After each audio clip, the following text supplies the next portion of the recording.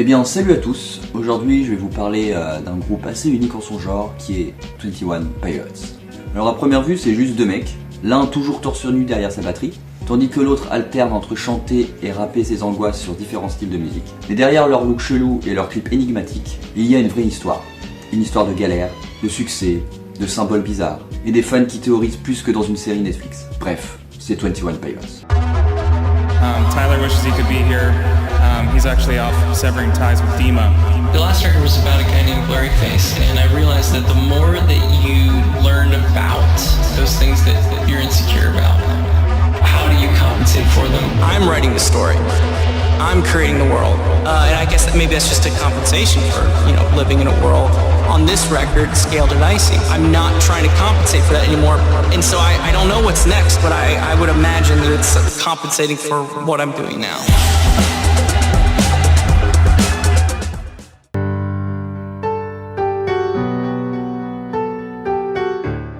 Tyler Joseph, le chanteur et fondateur du groupe, est né le 1er décembre 1988. De base, c'est un ado mal dans sa peau à Columbus dans l'Ohio.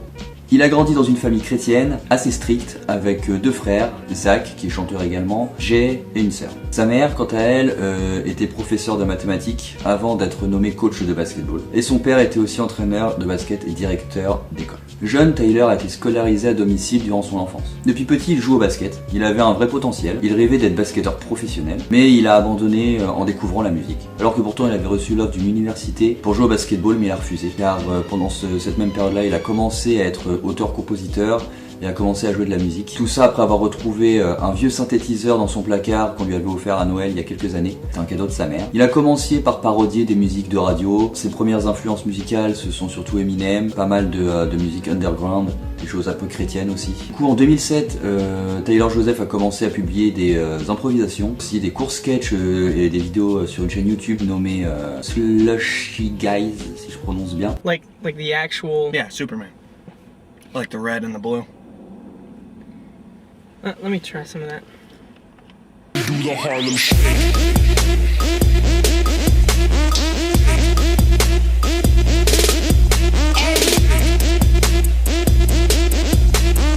Il a appris à jouer du piano tout seul aussi en reproduisant les sons des jeux Nintendo de base. Mais c'est quand il a découvert le logiciel GarageBand qu'il a commencé à composer dans sa chambre. Résultat, c'est un album solo, No Fun Intended, excusez-moi de l'accent, je suis une grosse quiche en anglais, qu'il grave sur CD et qu'il donne à des potes. De base, ça avait commencé par un EP qu'il a distribué sur internet avec 6 titres, qui ensuite deviendra du coup un album complet, No Fun Intended. C'est un projet hyper intimiste et sombre. C'est un album qu'il a écrit et enregistré seul chez soi, chez ses parents, dans sa chambre entre 2007 et 2008. Tyler a enregistré la majorité des chansons sur un vieux PC avec un micro tout cheap dans son sous-sol. D'ailleurs, beaucoup de morceaux contiennent des sons ambiants de sa maison, comme des claquements de porte, des bruits de chaises, ce genre de choses. En dehors de ça, du coup, Tyler a souffert d'anxiété sévère depuis son adolescence. Il a déclaré plusieurs fois qu'il écrivait des chansons pour ne pas mourir. Dans son seul et unique album solo, il contient des titres bruts, sombres comme Save, Drown, qui sont hyper sombres, traitant de la dépression, de la solitude et de la faute. Cet album n'a jamais été commercialisé. C'est Tyler qui le distribuait principalement à des amis. Mais aujourd'hui, cet album est assez culte chez les fans, car même s'il n'a jamais été commercialisé, on y trouve des thématiques signatures du groupe 21 Pilots comme l'anxiété, l'identité, la foi et la lutte intérieure. D'ailleurs, certaines chansons de l'ère du premier album de Tyler Joseph ont ensuite été retravaillées en morceaux officiels de 21 Pilots, comme Blasphemy qui a évolué en Anathema. I start to part two halves of my heart in the dark and I don't know where I should go when the tears and the fears begin to multiply. Taking time in a simple place in my bed where my head rests on a pillowcase and it's said that it was there, but I forget that I let another day go by. I wanna be afraid, but it seems that these days I'm caught under wonder and I'm falling farther. My heart's getting harder. I'm calling my father in. I scream into an empty sky. Empty sky, no way, that's me. Cause one half of my heart is free. Empty sky, no way, that's me. Cause the other half of my heart's asleep.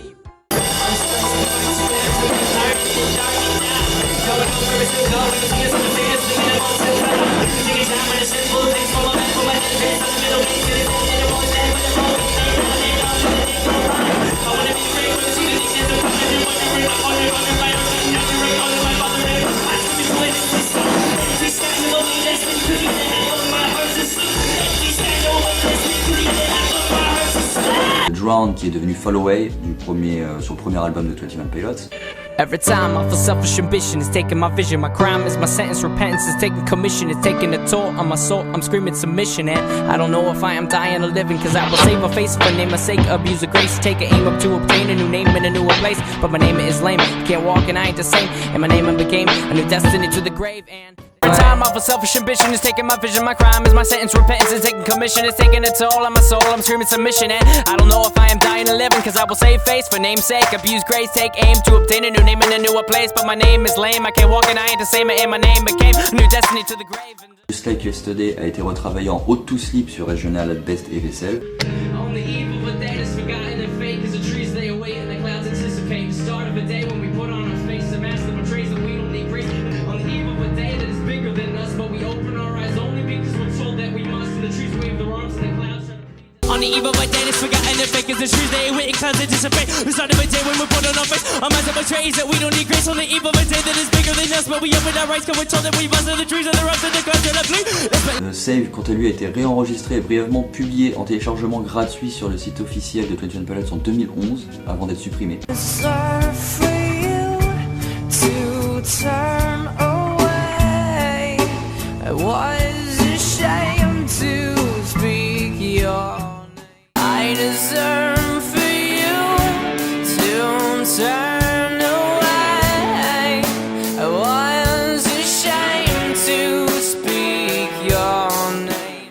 Et c'est quand Tyler fait écouter son album à un pote, ce dernier va lui dire « Mec, il faut absolument que tu fasses un groupe ».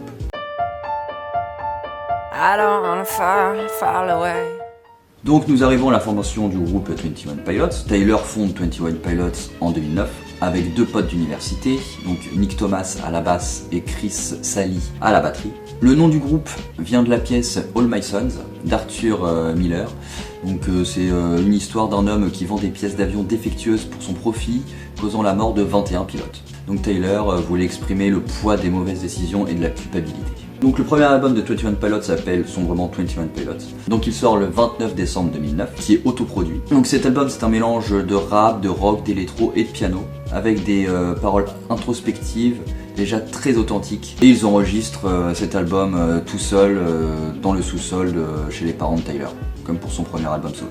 Dans cet album, il y a encore plusieurs thématiques, comme par exemple Addict Queen the Pen, Trapdoor, Car Torch Death, eux abordent des prières désespérées, la sensation du vide, la recherche de Dieu. I haven't found a dry as you watch him fall through a bladed trap. And then Tyler parle souvent de Dieu de façon directe avec ses peurs et sa douleur. Friend Please, c'est une lettre à une personne suicidaire. March to the Sea, ça traite de la dépression et du sentiment de marcher sans but.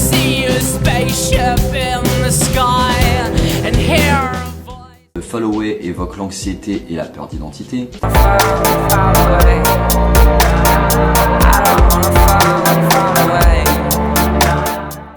The Pantaloon évoque le vieillissement et la perte de l'insouciance.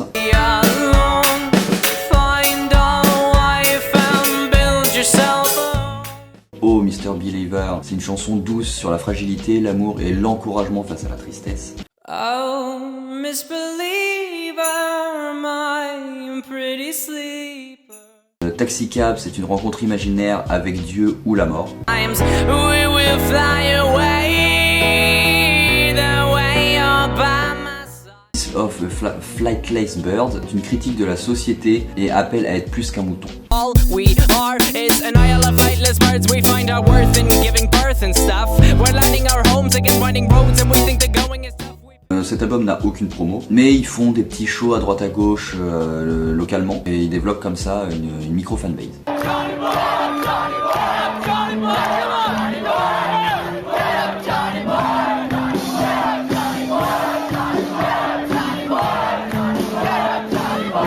Cet album, ils le vendent principalement à la main après leur concert. Donc ils font que des petites salles dans l'Ohio, souvent des fois devant 10 personnes, mais ils continuent.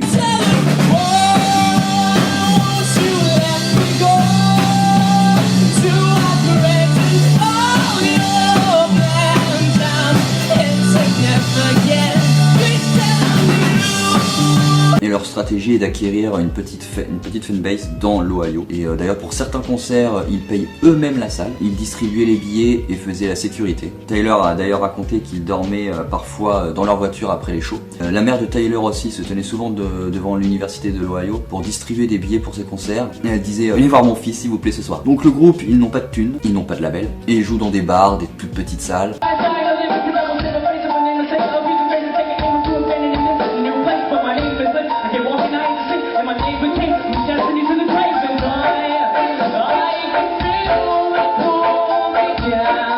Et ils impriment leurs propres t-shirts et déposent eux-mêmes aussi des flyers dans les universités. Mais mine de rien, le groupe monte en succès progressivement et leur stratégie de base fonctionne.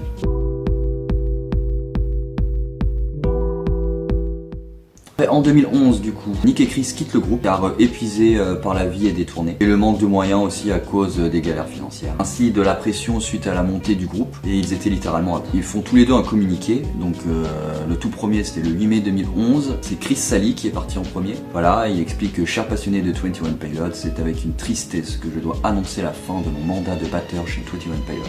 J'ai adoré voyager et jouer de la musique avec mes meilleurs amis. Malheureusement, étant plus âgé que les autres, je suis arrivé à un point où mes responsabilités sont devenues trop lourdes pour supporter la croissance rapide du groupe. Il n'y a absolument aucune rancune à cela. C'est une décision purement financière. Mon objectif est de rester étroitement impliqué auprès de 21 Pilots dans les mois et les années à venir. Je continuerai à vivre avec Tyler et à l'aider autant que possible. Vous demandez peut-être qui me remplacera? Eh bien, je suis ravi d'annoncer qu'un de mes grands amis, Josh Dunn, prendra ma place. C'est un type formidable et je ne pourrais imaginer meilleur remplaçant. Je suis enthousiaste pour l'avenir de 21 Pilots et je suis convaincu que le groupe a le potentiel d'être un succès retentissant. Je resterai donc impliqué à tous les niveaux possibles aussi longtemps que possible. Je ne vous remercierai jamais assez pour votre soutien et je vous promets que vous ne serez pas déçus par les choses à venir. Bénédiction, Chris Sally. Et quelques mois plus tard, le 4 juin 2011, c'est l'autre membre du groupe qui part. Et pareil, il fait un petit communiqué. Chers amis et famille de 21 Pilots, les 2 dernières années ont été incroyables. Contribuer à la création de ce groupe et le voir devenir plus grand que nous n'aurons jamais pu l'imaginer a été un véritable bouleversement. Je n'oublierai jamais les expériences que j'ai vécues ni les personnes que j'ai eu la chance de côtoyer. C'est pourquoi c'est avec un profond sentiment d'amertume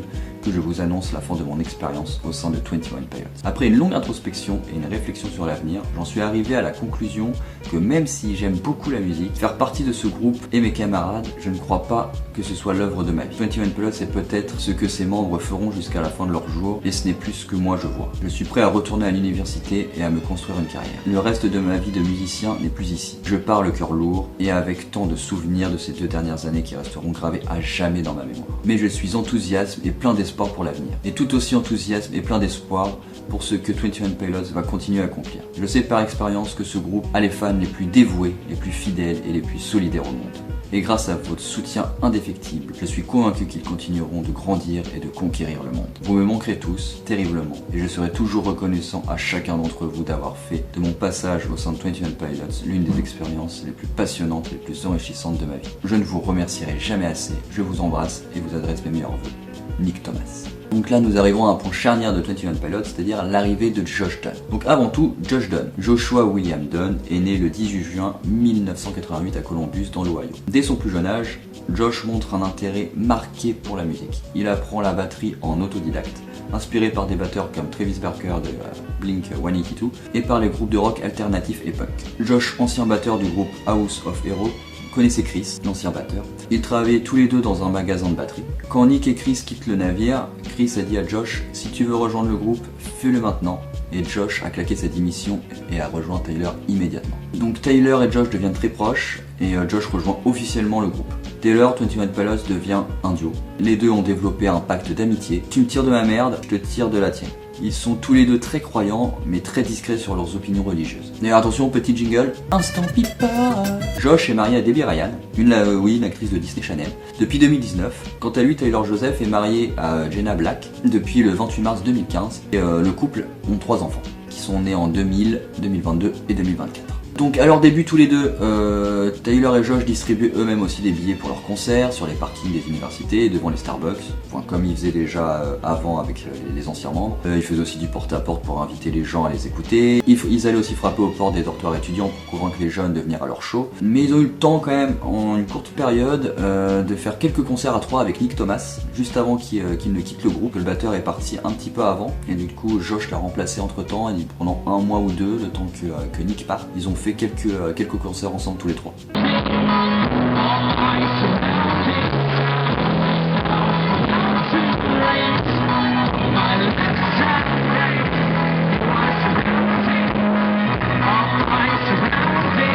Donc le 8 juillet 2011 sort Regional at Best. Taylor et Josh sortent le deuxième album comme Taylor a fait le premier, c'est-à-dire vraiment façon avec les moyens du bord. D'ailleurs c'est un album qui sera retiré plus tard des plateformes, après leur signature avec leur maison de disques Fooled by Ramen. Donc cet album est très très important, même s'il est presque introuvable légalement aujourd'hui, qui a aussi créé un culte autour des CD originaux qui peuvent se revendre des fois à plus de 3000 $.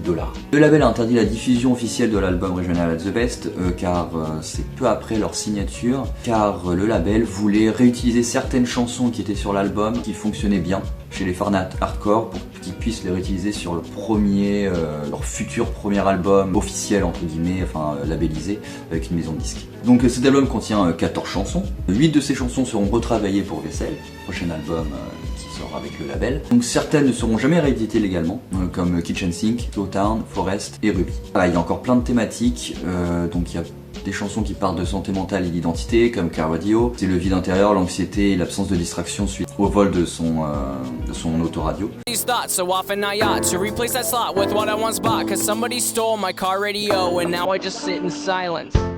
Ode to Sleep, c'est la lutte entre la lumière et l'obscurité mentale.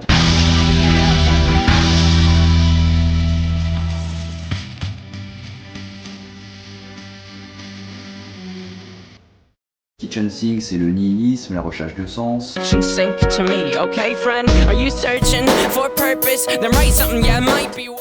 Des thèmes comme la solitude et l'isolement, comme Be Concerned, c'est par rapport à la conscience du désespoir latent, le sentiment d'être ignoré.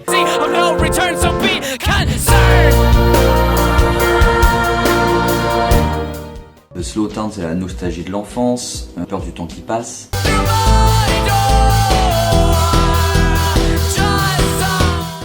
Après il y a des musiques plus spiritualité introspective comme Anathema et Lovely et Guns for Hands qui parlent à ceux qui luttent contre eux-mêmes, souvent avec des références implicites à la fois comme un guide silencieux.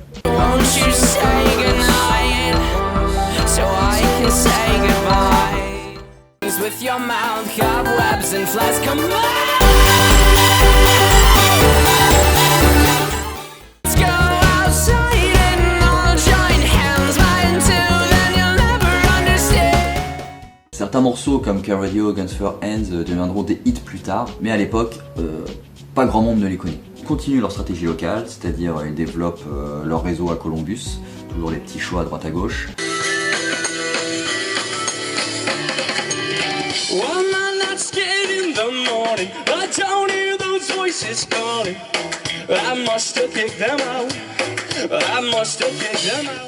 Donc ils organisent des petits shows dans des salles locales, puis dans des gymnases d'université. Pour un concert au LC Pavillon, donc plus de 2000 places. Ils vont voir les étudiants sur les campus, leur tendent des flyers, se tapent la discute, expliquent leur musique et résultat, ils font sold out. En parallèle, Pete Wentz, membre de Fall Out Boy, entend parler d'eux et glisse un mot à Fooled by Ramen pour qu'il les surveille un petit peu. Alors pourquoi Pete Wentz ? Pour vous expliquer, en 2005, Pete Wentz, bassiste de Fall Out Boy, crée le label Decadence Records. Ce label en fait c'est un sous-label de Fooled by Ramen, c'est-à-dire qu'il dépend de Fooled by Ramen pour la distribution et le financement ainsi que la logistique. Fooled by Ramen gérait les structures et puis apporter les talents et l'image cool.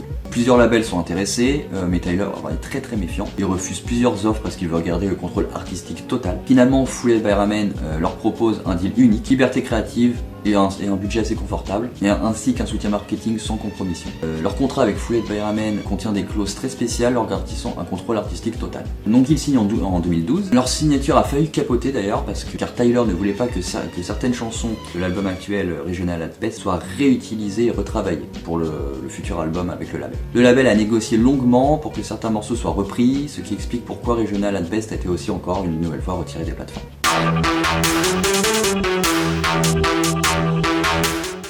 Nous arrivons en 2013, la sortie de Vessel, le premier album on va dire vraiment studio du groupe. Vessel a pris environ 8 mois à être fait entre début 2012 et l'automne de la même année pour être fait. L'album a été principalement écrit par Tyler Joseph. Tyler a commencé à recomposer plusieurs morceaux de Regional at Best pour les faire passer en version pro avec une meilleure production. L'album a été coproduit par Greg Wells, un producteur qui avait bossé avec ADL, Katy Perry et One Republic. Wells a permis d'avoir une production plus clean, mais il a aussi mis la pression sur Tyler faire ressortir le meilleur de lui-même, ce qui a été un point de tension créatif. Tyler a d'ailleurs déclaré avoir été dans une phase très introspective, mais aussi angoissante. Il ressentait un doute énorme sur son identité d'artiste dans une industrie mainstream. Le passage du statut indépendant au label les a poussés à se demander s'ils allaient perdre leur authenticité aussi. Donc il y a eu plusieurs petits conflits, plusieurs petites choses sur cet album. Donc il y a eu des conflits artistiques avec le label. Poulet by Ramen voulait quelque chose de plus accessible. Tyler voulait garder son style hybride. Donc il a dû se battre pour garder des éléments bizarres et sombres dans certaines chansons, comme notamment les changements de rythme dans Hot to Sleep, passe d'une version sombre et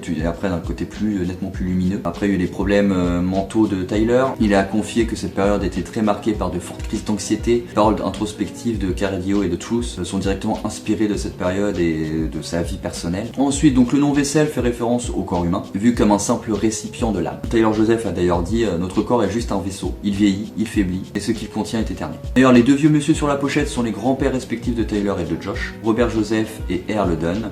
L'idée était de montrer la fragilité du corps humain en lien avec le thème de l'album. Donc l'album Vessel sort le 8 janvier 2013. L'album mélange piano rap, électro, ukulélé et pop alternative. Cet album contient maintenant des classiques comme Cardio, Only Gun to You, Guns for Hands, Hot to Sleep ou Soft Gold. Il y a aussi des différences significatifs entre l'album d'avant et le nouveau par rapport à la production de certaines chansons. Par exemple, Guns for Hands a été totalement réenregistré, Only Gun to You a été réenregistré avec une intro plus longue.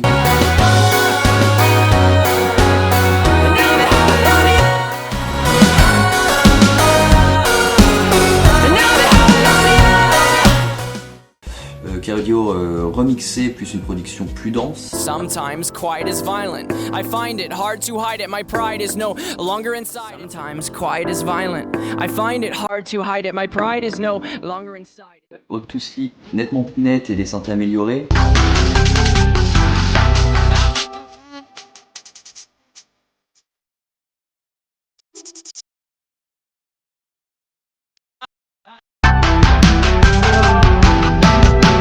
Fine and dandy, but then by the time I find it handy to rip my heart apart and start planning my crash landing, I go up, up, up, up. House of God, une version acoustique peaufinée. She asked me, son, when I grow old, will you buy me? She asked me, son, when I grow old, will you buy me? Et Trees, une production nettement plus large par rapport à l'ancienne version qui était un peu spéciale. I can feel your breath. I can feel your breath. Donc l'album contient 12 chansons avec pour thème Hot to Slim, donc du coup c'est la dualité entre la lumière et l'obscurité intérieure, comme dit précisément avec l'ancien album. Holding On To You, c'est l'affirmation de soi, combat contre la dépression. Migraine, c'est la douleur mentale, les troubles anxieux et les idées suicidaires. Got the migraine and my pain will range from up, down and sideways. Thank God it's Friday, 'cause Fridays will always. House of God, c'est la promesse d'amour familial, relation mère-fils. Cardio, donc c'est crise existentielle, peur du silence et de soi-même. Semi-automatique, donc c'est des pensées automatiques, tension entre instinct et raison. The horrors of the night melt away under the warm glow of survival of the day. Then we move on, my shadow grows taller along with my fears and my frame shrinks. Le Screen, c'est la fragilité humaine, aveu de faiblesse. I'm standing in front of you. I'm standing in front of you. The Run and Go, c'est la fuite, la culpabilité et la rédemption. You'll have to watch me struggle from several rooms away. Fake You Out, c'est le masque social, pression de se montrer bien. Down and I'll fake you out. All I wanna. Guns for Hands, c'est la prévention du suicide. But I can't when you all have guns for hands. Trees, c'est la communication avec Dieu ou une entité invisible. Et Truth, c'est un message d'espoir et de paix face au chaos intérieur. You will die, but now your life is free. Take Alors une chanson nommée Drown a été envisagée pour l'album, mais retirée car trop sombre selon le label. Donc cet album n'a pas eu d'explosion immédiate, mais le bouche à oreille a énormément fonctionné. Ils ont fait plus de 200 concerts par an, ils ont enchaîné les plateaux et les festivals, les premières parties, les clubs, les Vans Warped Tour, c'est des gros festivals. Au début ils conduisent eux-mêmes leur van, ils dorment même dans des Airbnb à 5 avec leur équipe. Ils montent eux-mêmes tout leur matos pour les concerts. Pendant la tournée vaisselle, Josh dormait même parfois dans les salles de concert où ils jouaient le soir même, parce qu'ils n'avaient pas les moyens de louer une chambre d'hôtel. Ils pouvaient aussi dormir dans leur van. Le groupe prenait des douches dans des stations à essence. Mais malgré tout ça, ils commencent à remplir des salles de plus en plus grandes. Leurs lives deviennent spectaculaires. Tyler grimpe partout, Josh fait des backflips, ils mettent des masques. Et c'est à ce moment-là que leur fanbase devient une véritable armée qui s'appelle The Skeleton Clique.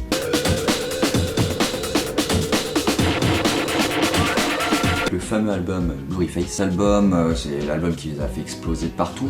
Donc pour commencer, la conception et le processus de création, ça a commencé en 2014 jusqu'à début 2015. Après leur petit succès après Vaisselle, le duo est tombé à Los Angeles pour concevoir l'album suivant, avec plus de budget et plus d'attentes, et ainsi plus de pression de la part du label. Donc Tyler Joseph a commencé à écrire Blurryface, donc c'est un album concept, dans un état de doute et de dualité extrême. Donc il a créé un personnage fictif, Blurryface, qui représente toutes ses insécurités, c'est-à-dire les angoisses, les défauts, une personnification du mal intérieur. Donc cet album a été enregistré à Los Angeles, mais aussi à Columbus dans l'Ohio, leur ville natale. Donc ils ont voulu expérimenter différents styles, donc pop, reggae, hip-hop, rock, électro, comme à leur habitude, mais de façon encore un peu plus poussée. Pour Blurryface, Tyler était tourmenté, il voulait rester fidèle à sa musique, mais savait que le label attendait un album vendable, un échelon au-dessus de Vaisselle. Il a dit lui-même qu'il voulait créer un alter ego, donc c'est ainsi qu'il invente Blurryface pour créer une distance entre lui et ses démons artistiques. Il cite d'ailleurs qu'il voulait créer un alter ego, parler de choses qu'il avait trop peur de dire sous son propre nom. Donc le rouge, le noir et les bandes qu'il a sur son cou ainsi que sur ses mains sont des symboles directs de Blurryface. Pour le cou, ça représente la voix et l'expression, et pour les mains, c'était les actions qu'on regrette. Donc d'ailleurs, Tyler se peint le cou et les mains en noir dans les clips et en concert pour symboliser Blurryface qui prend possession de lui. Donc c'est avec Blurryface que le groupe explose. Donc l'album sort le 17 mai 2015. Les paroles sont centrées sur l'auto-sabotage, la peur du jugement, la pression du succès. L'album contient 14 chansons avec pour thème Hervier Dirty Soul, ses besoins de rédemption, la lutte contre une âme sale.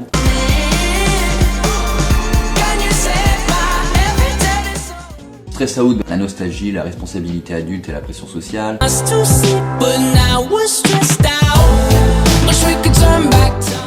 D'ailleurs, petite fun fact par rapport à Stress Out, à la base c'était une chanson ironique et Tyler ne voulait pas la sortir en single. C'est le label qui a insisté, résultat, tube mondial, mais à double tranchant pour le groupe par rapport à la pression et au succès. The Ride, la réflexion sur les choix de vie et la loyauté.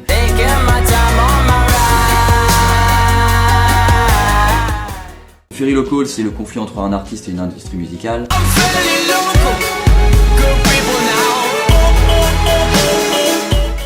Tear in My Heart, c'est un amour sincère, inspiré par Jenna, sa femme.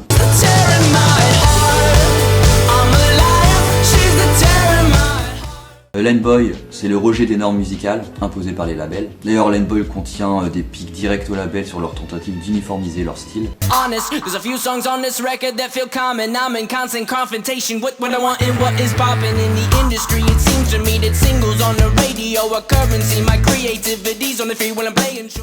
The Juge, c'est la culpabilité, le pardon, quête de sens.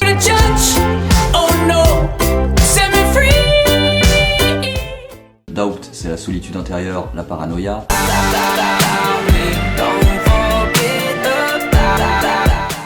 Polarize, c'est la dualité interne, prière du silence.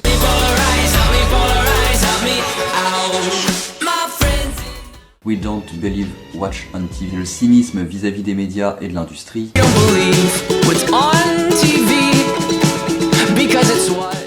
Le Message Man, besoin d'être compris, sont tout dévoilés.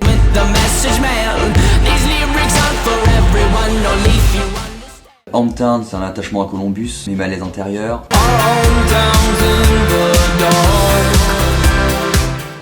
Not Today, c'est la résilience, refus de baisser les bras.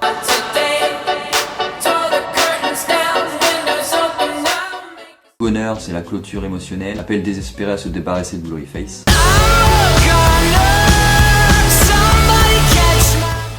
Des rumeurs parle d'une chanson nommée Pain Before Sleep, a été envisagée mais jugée trop étrange par le label. Pour cet album, Tyler a aussi refusé 4 propositions de featuring pour rester fidèle à l'identité du message de l'album. Blurryface a failli ne jamais sortir, car à un moment donné, Tyler voulait tout abandonner après les premières sessions d'enregistrement qu'il trouvait nul. Donc pour faire court, cet album se classe numéro 1 du Billboard à sa sortie, mais c'est quand la chanson Straight Out qui petit à petit passe d'une chanson standard à un phénomène mondial, et c'est à partir de fin d'année 2015 que la chanson explose et passe en radio tout le temps. Ensuite, début été 2016, les radios passent Ride, alors que ça fait déjà plus d'1 an que le clip était disponible sur YouTube. Et Aizen, une chanson pour le film Suicide Squad qui est sortie quasiment au même moment que Ride. Donc après une première tournée, le Blurryface Tour, qui a fait 98 dates, donc ils ont fait ça sur 1 an, donc du 11 mai 2015 au 7 avril 2016, et du coup en fait pendant cette première phase de tournée, le groupe a explosé. Suite au succès incroyable du groupe, ils ont fait une nouvelle tournée, petite extension.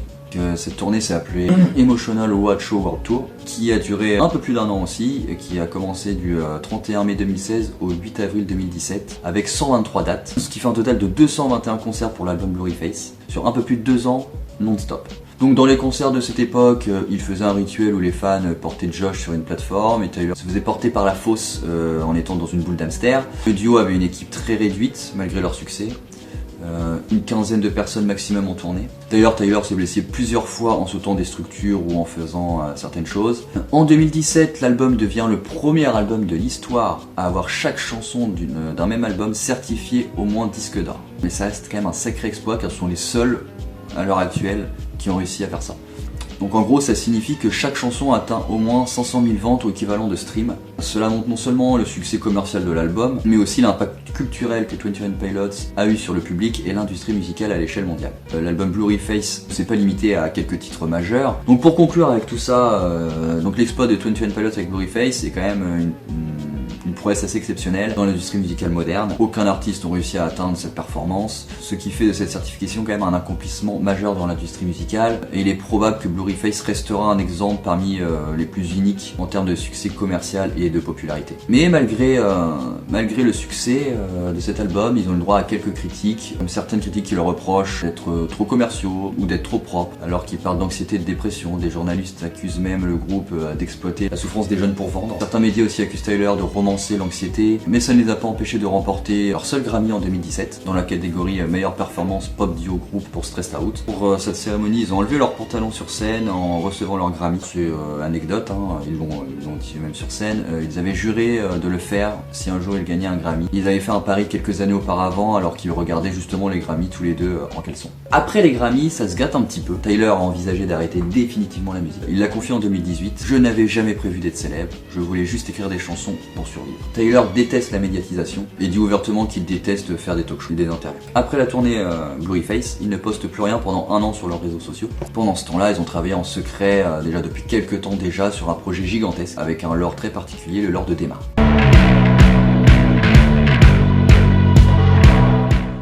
Donc nous arrivons en 2018, l'album Trench. Donc la période de création fin 2016 à mi-2018. Donc après le succès de Blurryface, Tyler et Josh ils ont disparu totalement des radars et de la scène publique pendant 1 an. Ce silence a été voulu car ça a permis à la conception de Clancy. Tyler a écrit la majorité de Trench en secret, chez lui, sans la pression du label, dans un contexte de lutte mentale interne, et il voulait reprendre le contrôle de son art. L'album était en partie autoproduit par Tyler. Donc après 1 an d'absence, ils reviennent en 2018 avec une sorte de ARNG, un jeu de pistes pour annoncer Trench, le nouvel album. Donc ce site révélait des lettres écrites par un personnage fictif nommé Clancy, qui était prisonnier d'une ville qui s'appelle Dema. Et le duo revient le 5 octobre 2018 pour la date de sortie de l'album Trench. Donc c'est un album encore plus sombre et travaillé, avec un univers narratif complet, encore plus que Blurryface, avec la ville fictive de Dema contrôlée par des prêtres oppressants appelés les bishops, dont le chef qui s'appelle Nico. C'est un anagramme de icône, signification des attentes sociales, et c'est aussi en réalité Blurryface. Après, par rapport à cet album, il y a plusieurs petites théories, comme quoi certains fans pensent aussi que Dema peut être une métaphore du contrôle des labels et de l'industrie musicale. Donc je vais pas expliquer dans les moindres détails le lore de 21 Pilots parce qu'il est très très compliqué et c'est très long. D'ailleurs il y a une personne qui a fait une vidéo excellente sur le sujet, je vais vous la mettre en description. Pour faire court pour le lore. Donc Dema, c'est une ville carcérale mentale. Ça représente la dépression, le doute, la pression sociale. Et le héros de cette histoire c'est Clancy qui tente de s'échapper de cette ville, qui est dirigée par les bishops. C'est des figures autoritaires, dont Nico, qui est l'incarnation de Blurryface, qu'ils ont interdiction de sortir, c'est le contrôle absolu de la pensée. Donc il y a un groupe de rebelles qui est à l'extérieur de la ville, qui s'appelle les Banditos. C'est le symbole de l'espoir, de la résistance et de la communauté des fans. L'objectif des Banditos, c'est d'aider ceux de Dema à s'échapper. Voilà, en gros, pour le lore, pour faire court. Du coup, Trench. C'est un album sur la santé mentale. L'album contient 14 chansons. Donc Jumpsuit, c'est le cri de rébellion.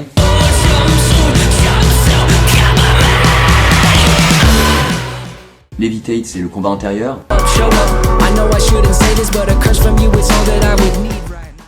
Morph, c'est la peur de la mort, de la transformation intérieure.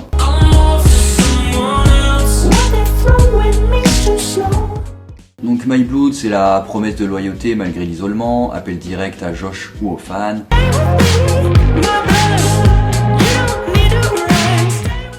Chlorine, c'est une métaphore du processus créatif, purifier la douleur en art.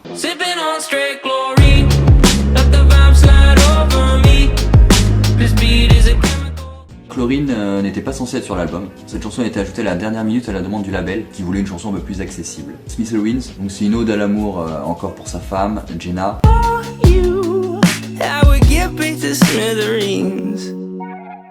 Neon Gravenstone, cette chanson dénonce la glorification du suicide dans les médias, message puissant et assez controversé. The Hype, c'est pour ceux qui doutent d'eux-mêmes. Nico and the Niners, c'est cette chanson dévoile l'existence de Nico, tout simplement, et des évêques. C'est un hymne crypté.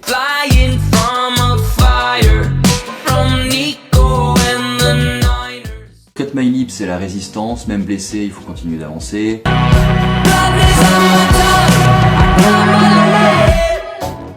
Les Banditos, donc c'est l'exploration identitaire. Tyler découvre qu'il est un bandito. Un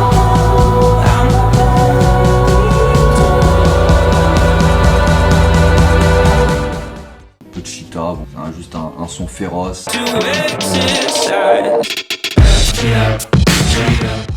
Légende, c'est dédié au grand-père décédé de Tyler. Et Leave the City, c'est le dernier souffle, l'évasion qui est proche de Dema. C'est une trilogie de clips, ça commence par Jumpsuit, Nico and the Niners et Levitate. Donc dans Jumpsuit, Fancy s'échappe de Dema, il est poursuivi par Nico, il est piégé, mais les banditos l'observent sans intervenir. Dans Nico and the Niners, donc les banditos s'activent à infiltrer Dema, donc ils jouent leur garde, ils font passer Clancy clandestinement. Et dans Levitate, Clancy est amené dans les montagnes, chez les banditos, il subit un rituel d'initiation, on lui rase la tête, il est dans la tribu, mais à la fin, alors qu'il semble libre, il est capturé de nouveau et la vie de Dema n'a pas dit son dernier mot. Après tout ça, il y a eu la pandémie. Donc en pleine pandémie, le groupe sort le 9 avril 2020 Level of Concern. Elle a été créée pendant le premier confinement, liée à la pandémie du Covid-19. Tyler Joseph a eu l'idée de faire une chanson spontanée enregistrée depuis chez lui. Tyler a tout fait depuis son home studio à Columbus. Et Josh, quant à lui, a enregistré la batterie à distance à LA. Le clip de cette chanson a le record du plus long. Une version alternative qui a été diffusée en streaming. Donc le clip a tourné 24 heures sur 24 en continu pendant plus de 4264 heures. Consécutivement, donc ce qui fait environ 6 mois. En fait, le clip se régénérait en temps réel grâce à un système automatisé de gens qui postaient des vidéos de fans qui étaient soumises directement en ligne et ça rajoutait en fait un clip en continu. Mais il y a eu un petit bad buzz en 2020, alors que tout le monde à ce moment-là utilisait ses plateformes sociales pour soutenir le mouvement Black Lives Matter, et certains fans lui avaient demandé de s'exprimer à ce sujet. Et lui, en réponse à ça, il a fait un petit peu une blague en disant je suis avec mes plateformes, avec ses grosses chaussures. Donc du coup, réaction, il y avait pas mal de grosses critiques pour son silence, accusation de déconnexion et de racisme. Tyler s'est excusé publiquement un peu plus tard. Et voilà, ça c'est un petit bad buzz, pas grand chose à dire là-dessus.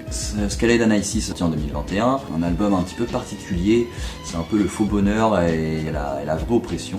Donc l'album a été écrit entre début 2020 et fin 2020, écrit et produit par Tyler Joseph depuis son sous-sol à Columbus, pendant tout le confinement dû au Covid. Comme dit précédemment, Josh Dun, quant à lui, a tout fait à LA de son côté, donc ils s'envoyaient les pistes entre eux, ils se renvoyaient les fichiers caché pour ainsi créer l'album. Donc l'album a été composé dans un moment d'isolement intense. Pour cet album, Tyler Joseph voulait échapper à la noirceur et jouer avec la légèreté, mais aussi glisser quelques petits sous-entendus. Donc l'origine du titre de l'album Scaled NIC, c'est un anagramme de Clancy is Dead. Mais ça peut aussi dire Scaled, donc c'est contrôlé, réduit à l'échelle, icy, froid, distant. C'est un monde figé, contrôlé, aseptisé, des mains gagnent du terrain. Ça peut être aussi à double sens. Donc pour cet album, il y a eu des petits problèmes, parce que le Covid a quand même empêché toute vraie collaboration physique entre les deux. L'idée de départ a été plus sombre, mais il a voulu s'adapter à un ton un peu plus joyeux, presque sarcastique, comme un album de propagande fait par Dema. Une tentative de se mentir à soi-même pour survivre à une période merdique. Donc cet album a pas mal d'ambiance et d'intentions cachées, donc à la première écoute, Scaled NIC semble léger, coloré, dansant, mais c'est un piège esthétique. C'est un album de la ville de Dema. C'est un monde où tout semble parfait en surface, mais en fait tout est verrouillé en dessous. Donc pour la tracklist, la goutte thé, c'est ironie d'une chanson toute joyeuse sur la perte de sa famille et l'indifférence émotionnelle, mais quelle belle journée.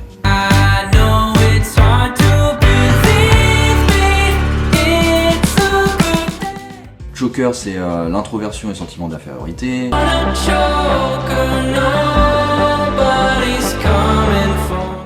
Shy Away, c'est message à son frère pour ne pas se cacher.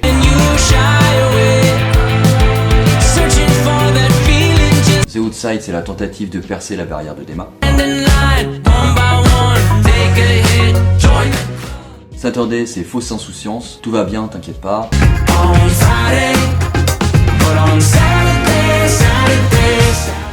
Never Take It, c'est contre le lavage de cerveau des médias, très politique.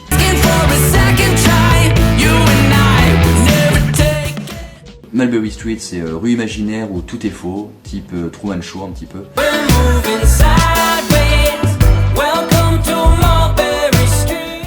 Formidable, c'est déclaration d'amour simple et sincère à Jenna encore une fois.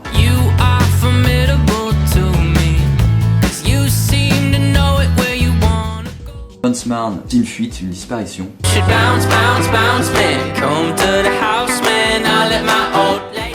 Et No Chance, c'est le retour de Dema, les évêques parlent, c'est une chanson très glaçante.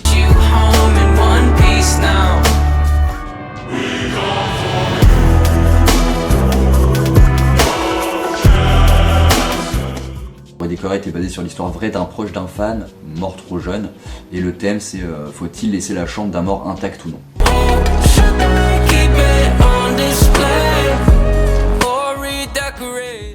Donc l'esthétique de cet album, c'est un univers visuel très coloré, rétro, presque enfantin, mais tout est contrôlé par Dema. Ils ont fait un live stream de lancement de l'album. Ce live stream présentait un Tyler captif dans un show télé fictif avec des animateurs qui étaient des bishops qui se détériorent au fur et à mesure. C'est assez étrange. On a aussi la suite de l'histoire de Clancy du précédent album avec la trilogie des clips, avec Saturday et Outside. En gros, Saturday, il devait faire un concert pour Dema, mais il y a eu le dragon bleu contrôlé par un bishop qui s'est écrasé, donc il se libère, il s'enfuit. Outside, c'est la suite, il découvre des petits bonhommes qui étaient dans le clip Chlorine, avec des cornes, et ça lui permet de contrôler, d'avoir les pouvoirs des bishops, de contrôler les morts. Donc l'accueil critique est plutôt divisé, donc il a été salué par son audace et sa production, mais certains y ont vu une régression pop. Alors qu'en réalité c'est un album de double lecture, une satire de l'industrie, du contrôle et une suite cachée de Trench. Donc l'album s'inspire clairement de l'esthétique des années 80, notamment avec l'utilisation des couleurs pastel vives, bleu, rose, jaune, qui évoquent la culture de consommation de masse, le bonheur superficiel que l'industrie du divertissement et du marketing nous impose. C'est une illusion de légèreté et de joie, mais qui peut cacher des réalités beaucoup plus sombres. La coiffure par exemple de Tyler Joseph dans Shy Away, ça annonce une sorte de propagande, parce que ça fait penser à Mickey Mouse, qui est quand même une icône de Disney, une figure de la culture populaire et du capitalisme global. Disney, c'est quand même l'une des plus grosses entreprises de divertissement au monde, et Mickey représente l'image de l'enfance, la joie, la pureté, qui est aussi un produit largement exploité par le système. Après l'album, c'est aussi une tirade contre la société de consommation et la dictature sociale. Donc en gros, Tyler Joseph, à travers ce projet, semble dire regardez comme la société nous impose cette image de bonheur, mais en réalité c'est un piège.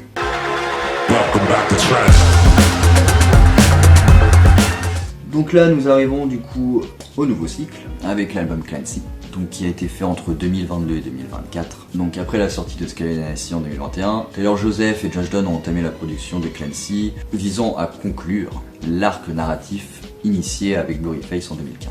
Donc cet album était censé clôturer la saga de Dema et de Clancy, être le chapitre final de l'histoire complexe. L'album explore la quête de liberté de Clancy, le protagoniste et sa lutte contre l'oppression, le symbolisme et les messages cachés, les paroles et visuels de l'album sont riches en symboles, reflétant des thèmes de résistance, d'identité et de libération personnelle. C'est en 2023 que le duo a teasé un retour à l'univers de Dema et de Trench, avec des visuels cryptés. En 2024, ils ont annoncé du coup l'album Clancy. Cet album est plus sombre, plus rock et les paroles sont encore plus introspectives. Donc la date de sortie symbolique de Clancy, c'est le 24 mai 2024, coïncidant avec le 9e anniversaire de Blurryface, qui renforce le lien entre les deux albums, avec 13 chansons qui ont pour thème Overcompensate, c'est la lutte contre l'oppression et la surenchère pour survivre.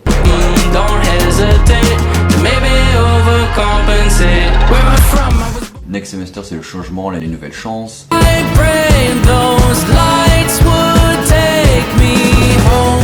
Backslide, c'est la rechute, la peur de retomber dans ses démons.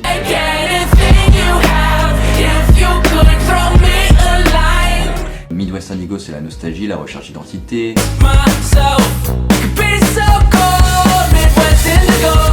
Routine in the Night, c'est l'anxiété, les pensées nocturnes.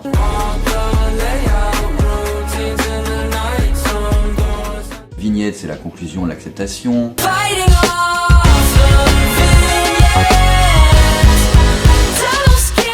The Craving, c'est l'amour comme bouée de sauvetage. Encore une chanson pour la femme de Tyler.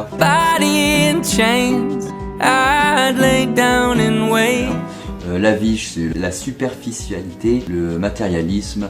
Big flex, complex, Napoleon. I say whatever and whatever that I want. Sip a Capri Sun. Snapback, c'est la résilience, le retour au combat. Navigating, c'est la quête de direction dans un monde chaotique.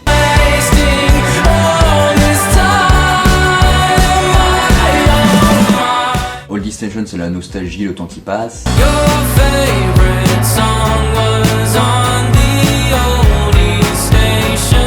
At the Risk of Feeling Dumb, c'est la vulnérabilité et la peur du jugement.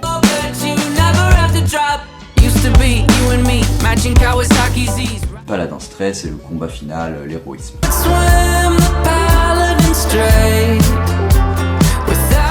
Donc l'histoire des clips, etc. Se finit avec Overcompensate, Navigating et Paladin Stress. Overcompensate, c'est une réunion pour leur nouveau plan par rapport au Bishop. Navigating, c'est ils partent justement pour en finir avec tout ça. Et Paladin Stress, c'est la bataille finale, entre guillemets. Puisque maintenant on sait qu'il y a un nouvel album pour clôturer vraiment cette saga de Clancy, de Dema, de Blurryface et de Nico. Donc ils ont entamé une nouvelle tournée en 2025 avec des décors de Dema grandeur nature, un storytelling interactif. Le groupe a annoncé qu'après cette tournée de base, ils étaient censés faire une longue pause, se recentrer sur eux-mêmes, mais on sait très bien qu'un nouvel album est en préparation, qui va sortir le 12 décembre, avec déjà un premier single, The Contract, qui est sorti il y a quelques mois déjà pour annoncer le nouvel album. Donc maintenant, il n'y a plus qu'à attendre. Il y avait déjà beaucoup de rumeurs par rapport aux fans, comme quoi c'était pas la fin de l'histoire et qu'il y allait censé y avoir un double album, et effectivement, même pas un peu plus d'un an après, ils sortent un nouvel album avec 14 chansons, donc les fans avaient un petit peu raison, et en plus de toute façon, ils ont fait un jeu de piste pendant toute leur tournée avec des nouvelles lettres, des nouvelles choses, avec des codes à déchiffrer qui a amené à un nouvel album. Voilà où en est 21 Pilots. Alors qu'est-ce qu'ils vont faire une fois qu'ils auront terminé tout ça? J'imagine cette fois-ci une vraie grosse pause avec la fin de leur histoire. Est-ce que après ils vont peut-être retourner sur une nouvelle histoire? Est-ce qu'ils vont repartir sur des choses totalement différentes? Est-ce qu'ils vont refaire d'autres albums aussi finalement? Est-ce qu'ils vont peut-être pas arrêter? Est-ce qu'ils vont peut-être pas partir chacun de leur côté? Est-ce que Taylor va pas faire des projets solo? Peut-être qu'ils referont plus d'albums conceptuels aussi, ce sera juste vraiment un album, voilà, chaque chanson est différente, il n'y a pas vraiment de continuité. Donc on verra bien tout ça, donc j'espère que cette vidéo vous aura plu, qu'elle vous aura permis d'apprendre quelques petites choses. En tout cas moi c'était un plaisir de la faire. En tout cas sur ce, je vous dis merci d'avoir regardé la vidéo. Allez, au revoir.